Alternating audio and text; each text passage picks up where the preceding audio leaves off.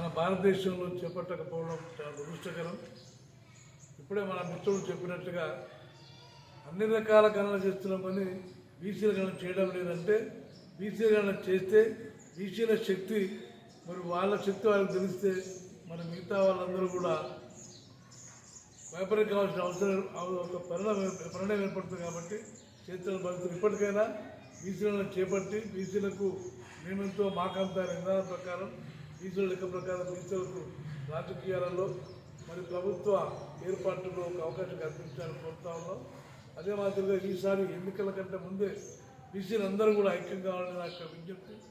ఏ నియోజకవర్గంలో ఏ కులస్తులు ఎక్కువ ఉంటే వారికి అవకాశం ఇచ్చి మిగతా వాళ్ళందరూ కూడా వాళ్ళకి సహకరించి మన ఓట్లు మనం వేసుకుందాం ఒక నినాదాన్ని మనం దృఢపరిచి మరి బీసీల యొక్క ఐక్యతను చాటుకుందామని చెప్పేసి విజ్ఞప్తి చేస్తూ ఉన్నాం.